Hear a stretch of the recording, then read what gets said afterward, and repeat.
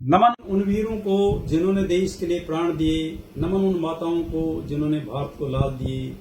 उनके सपनों का भारत बनाना अब हमारा काम है। तिरंगा ऊंचा रखना ही हर हिंदुस्तानी का प्रण और सम्मान है। मेरे प्यारे देशवासियों, नमस्कार, जय हिंद। मैं lieutenant colonel R K. Rao, army veteran, आप सभी देशवासियों को स्वतंत्रता दिवस की हार्दिक शुभकामनाएं देता हूं।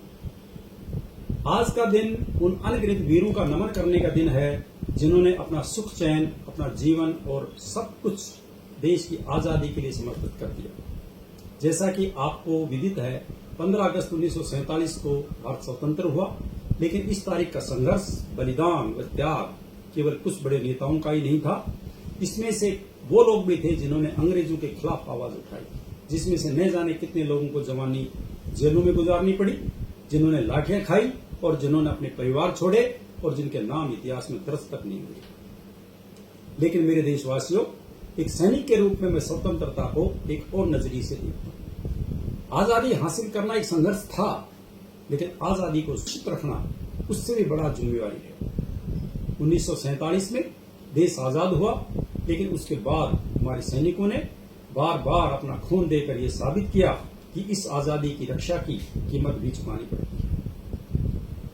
1962 का रजंगला युद्ध हमारे सैनिकों के जोश, उत्साह, साहस और वीरता की ऐसी कहानी है जिसे विश्व कभी नहीं भूल सकता। अत्यंत कठिन परिस्थितियों में मेजर शैतान सिंह के नेतृत्व में 13 कुमाऊं की सी कंपनी के जवानों ने दुश्मन का सामना किया।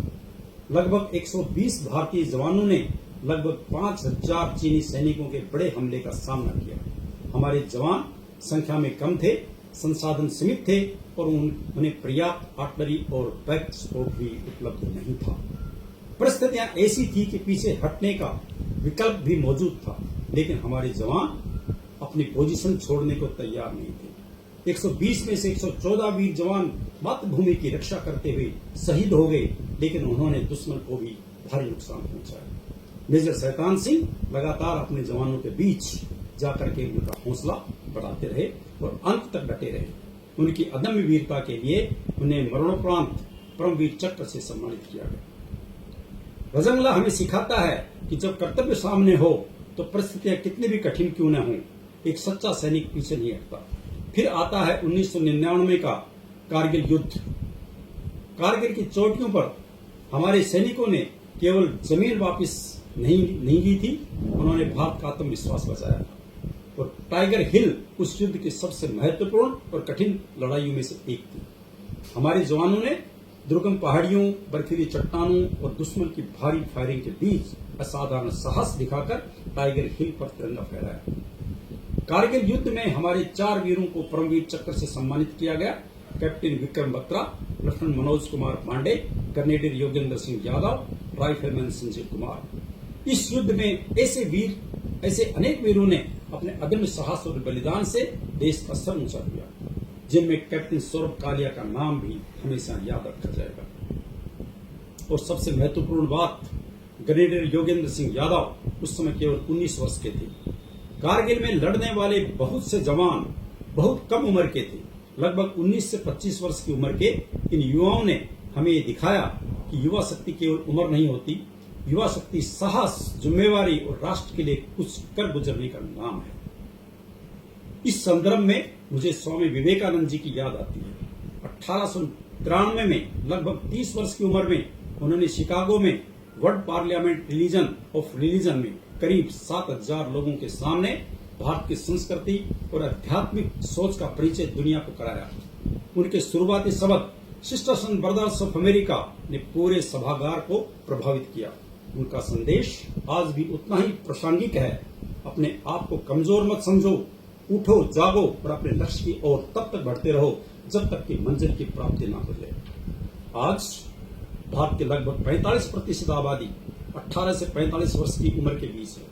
यानी हमारे देश की एक बहुत बड़ी शक्ति ऐसी उम्र में है जब इंसान के पास ऊर्जा भी होती है, सीखने की क्षमता भी होती है और अपने जीवन तथा देश की दिशा बदलने का सामर्थ्य भी होता है। इसीलिए भारत का भविष्य केवल सरकार या संस्थानों के हाथ में नहीं है। भारत का भविष्य हमारे युवा और वर्किंग एज जनरेशन के हाथ में है। अंत में मैं आप सभी देशवासियों साथियों और विशेष रूप से भारत की युवा शक्ति को स्वतंत्रता दिवस की हार्दिक शुभकामनाएं देता हूं। आइए हम सब मिलकर अपने देश की एकता, अखंडता और सम्मान को हमेशा सर्वोपरि रखें। ईश्वर हमारे देश को हमेशा सुरक्षित, समृद्ध और प्रगतिशील बनाए। मेरे युवा साथियों, आपके सामने अंग्रेजों से लड़ने की चुनौती नहीं है, आपके सामने उससे अलग लेकिन उतनी ही महत्वपूर्ण लड़ाई है। अपने अंदर की कमजोरी से लड़ने की, गलत रास्ते से लड़ने की, नशे से लड़ने की, निराशा से लड़ने की और भ्रष्टाचार से लड़ने की। आज देश को ऐसे युवाओं की जरूरत है जो अपनी ऊर्जा, प्रतिभा और समय को सही दिशा लगाकर देश को आगे बढ़ाने का संकल्प ले। इसीलिए इस 15 अगस्त पर मैं अपने युवा साथियों से 4 बातें कहना चाहूंगा। पहली बात, अपने समय की कीमत समझिए। सोशल मीडिया का इस्तेमाल कीजिए, लेकिन सोशल मीडिया को अपनी जिंदगी का मालिक मत बनने दीजिए। अपना कीमती समय और ऊर्जा बिना उद्देश्य के स्क्रॉलिंग और दिखावे में बर्बाद मत कीजिए।